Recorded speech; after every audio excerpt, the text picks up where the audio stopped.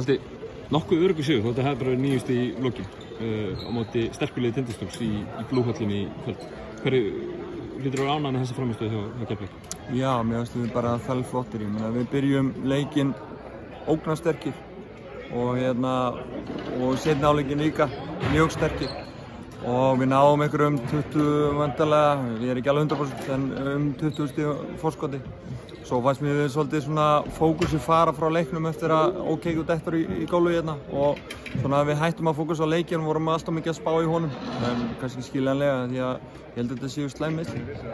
Hver er svona fyrsta mat sjúkraþjálfara? Ég held að þetta sé á hásinu. Já, og hann er væntanlega þá bara á leiðinu upp á spítala aðtuga? Já, hann er bara á leiðinu núna. Við fáum væntanlega fréttir bara vonandi bara í kvöld eða í fram. Svona aðeins að þessum leik. Keflavíkurliðið mætir varnarlega tilbúið frá fyrstu mínútu og jafnvel kannski einn svona besta varnar frammeista liðsins allavega svona í byrjun leikja það sem að vera tímabili. Já, ég meina við erum bara að byggja jafnt og þétt upp þetta lið og við erum bara að læra betur inn á hvern annan og við fórum vel í gegnum varnarleikinn hjá okkur gegn KR. Við vorum bara alls ekki góðir.